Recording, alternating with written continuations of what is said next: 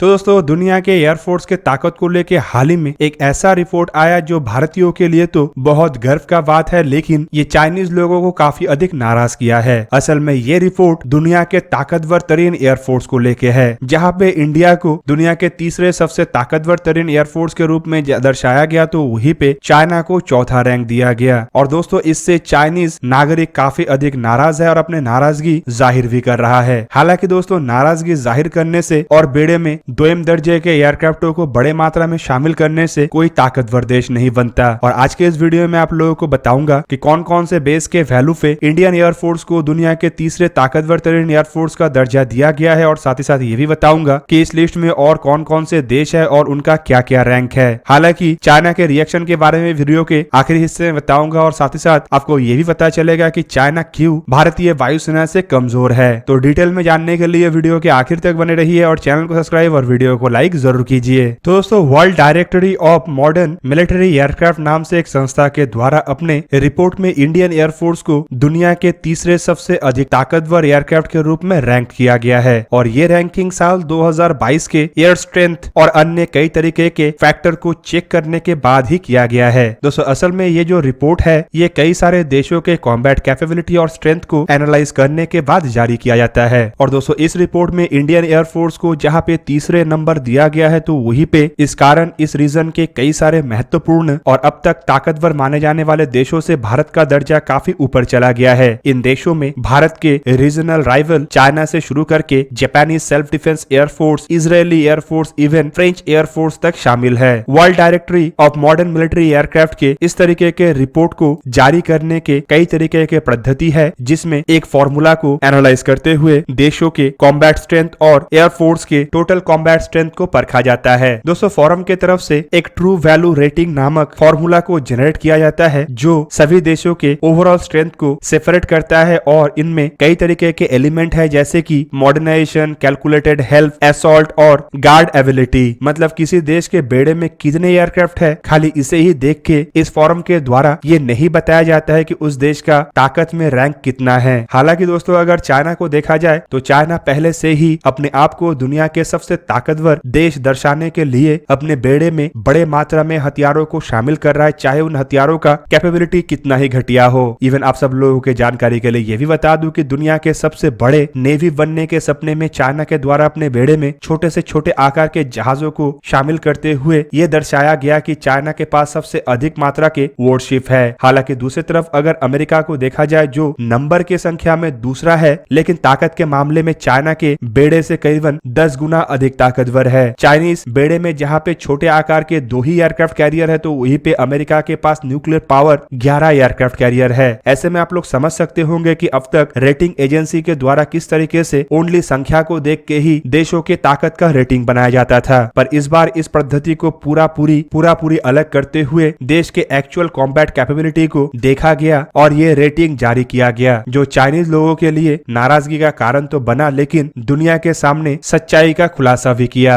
दोस्तों ये जो TVR मतलब ट्रू वैल्यू रेटिंग है, इसे जांचने के लिए एजेंसी के द्वारा संपूर्ण मैटर को अलग अलग पार्ट में डिवाइड किया जाता है, जहां पे केवल मात्र एयरक्राफ्टों के संख्या को नहीं देखा जाता, बल्कि इसके एक्चुअल क्वालिटी मतलब एयरक्राफ्टों के क्वालिटी, एयरक्राफ्टों के स्टॉक ऑफ डिलीवरी को भी जांचा जाता है। मतलब बेड़े में जो एयरक्राफ्ट है उसका क्या असल क्षमता है और किस तरीके से ये मिशन में सफलता हासिल कर सकता है, उसे भी जांचना इस रेटिंग का एक प्रमुख पॉइंट होता है। हालांकि दोस्तों world directory of modern military aircraft के तरफ से जो TVR रेटिंग को बनाया जाता है, उसमें वर्किंग प्रोसेस को कंटिन्यूअसली अपग्रेड भी किया जाता है, और ये सब कुछ डिपेंड करता है रिक्वायरमेंट को लेके। रिपोर्ट के मुताबिक इस रेटिंग में यूनाइटेड स्टेट एयरफोर्स को सबसे अधिक TVR मतलब ट्रू वैल्यू रेटिंग स्कोर मिला है, जो करीब 242.9 है। और इस वजह से साल 2022 में यूनाइटेड स्टेट एयरफोर्स को एक नंबर पे रखा गया है। दोस्तों इस रेटिंग के लिए एयरक्राफ्टों के fleet, number of component, domestic और कंट्री के एक्सटेंसिव इंडस्ट्री बेस को भी परखा गया। हालांकि दोस्तों अगर रेटिंग को सही ढंग से देखा जाए तो यहाँ पे दूसरा पोजीशन यूनाइटेड स्टेट नेवी को दिया गया है, जिसका TVR रेटिंग करीबन 142.4 है। तीसरा पोजीशन रशियन एयरफोर्स को दिया गया है, जो कि 114.2 पॉइंट के साथ है। चौथा position United state army aviation को दिया गया है, जिसका टोटल TVR स्कोर 112.6 है। इसके अलावा पांचवा number United state marine core का है, जिसका TVR रेटिंग 85.3 है। हालांकि हालांकि एग्जैक्टली अगर देखा जाए तो यहाँ पे इंडियन एयरफोर्स का स्कोर 69.4 के साथ पोजीशन 6th है। पर अगर कंट्री वाइज देखा जाए तो यूनाइटेड स्टेट के बाद रशिया और उसके बाद भारत का पोजीशन है। यहाँ पे दोस्तों 7वां पोजीशन चाइनीज एयरफोर्स को दिया गया है, जिसका टीवीआर रेटिंग भारत से थोड़ा कम और करीब करीब 63.8 है। पर अगर टीवीआर रेटिंग में total number of combat aircraft को देखा जाए तो भारत के पास जहाँ पे 1645 कॉम्बैट एयरक्राफ्ट होने का दावा किया गया, तो वहीं पे चाइना के पास 2040 एयरक्राफ्ट के दावा किया गया। दोस्तों इससे ही आप लोग समझ सकते होंगे कि चाइना के पास जो एयरक्राफ्ट है उसका असल कॉम्बैट कैपेबिलिटी कितना है। भारत से करीबन 25% अधिक एयरक्राफ्ट होने के बावजूद चाइनीज एयरफोर्स के टीवीआर रेटिंग भारत से करीब करीब 3 पॉइंट कम है। हालांकि दोस्तों अगर एयरक्राफ्टों के कैपेबिलिटी को देखा जाए तो यहाँ पे 8वां position Japanese self defence air force को दिया गया है, जिसका एयरक्राफ्टों के संख्या चाइना के करीबन 1/3 मतलब करीब करीब 779 है। लेकिन इसका जो टीवीआर रेटिंग है वो चाइना से कुछ ही पॉइंट मतलब करीब करीब 5 पॉइंट कम है और करीबन 58.1 है। दोस्तों इससे एग्जैक्टली आप समझ सकते होंगे कि चाइनीज एयरफोर्स के बेड़े के एयरक्राफ्टों का क्वालिटी इतना नहीं है, बल्कि चाइना क्वांटिटी को बढ़ा के ही अपने आप को दुनिया के सबसे ताकतवर देश साबित करने पे लगा हुआ है। और दोस्तों इस तरीके के रिपोर्ट से ऑब्वियसली चाइना के रिएक्शन आने वाला था। आप सबको पता ही होगा कि चाइना किसी भी इंटरनेशनल एजेंसी के रेटिंग या रिपोर्ट को नहीं मानता, बल्कि अपने रिपोर्ट को ही इंटरनेशनल रिपोर्ट के रूप में दर्शाने का प्रयास करता है। चाइना के नागरिकों का सिचुएशन तो और भी खराब है, क्योंकि ना यहाँ पे डेमोक्रेसी है और ना ही इस देश में किसी भी तरीके के फ्रीडम ऑफ एक्सप्रेशन या मीडिया के फ्रीडम है। ऐसे में बाहर जारी होने वाले रिपोर्ट चाइना के नागरिकों तक तो पहुंचता नहीं है और चाइना के अंदर जो रिपोर्ट बनता है उसे ही चाइनीज नागरिकों के सामने पेश करते हुए इंटरनेशनल रिपोर्ट के रूप में दर्शाया जाता है। और दोस्तों जब इस तरीके के रिपोर्ट जहाँ पे चाइना के ताकत का असल खुलासा किया गया है वो चाइनीज नागरिकों के सामने आया, तब ऑब्वियसली यहाँ से रिएक्शन आने वाला था। हालांकि चाइना के अंदर इन बातों के बारे में ज्यादा लोगों को पता नहीं है, लेकिन जो कुछ चाइनीज गवर्नमेंट पेड नागरिकों को सोशल मीडिया एक्सेस करने का अधिकार है, उनके तरफ से रिपोर्ट को लेके सोशल मीडिया में कड़ा प्रतिक्रिया दिया जा रहा है और उनका कहना है कि ये जो रिपोर्ट है ये बायस्ड है और चाइना को यहाँ पे 7वां रैंक दिया गया है और भारत को जो 6ठा रैंक दिया गया है ये सही नहीं है। चाइनीज सोशल मीडिया के वॉरियरों को द्वारा भारत को 6ठा रैंक देने के बाद ये बताया जा रहा है कि भारत के पास इतना कैपेसिटी नहीं है, जबकि उनका इस दावे के पीछे तथ्य देते हुए बताया जा रहा है कि लंबे समय से भारत विदेशी एयरक्राफ्टों के ऊपर ही निर्भर कर रहा है और अपने बेड़े के लगभग हर एक आवश्यकताओं को पूरा करने के लिए भारत विदेशों से ही एयरक्राफ्टों को खरीदता है। चाइना के लोगों का ये भी कहना है कि भारत साल 2016 में $8.7 बिलियन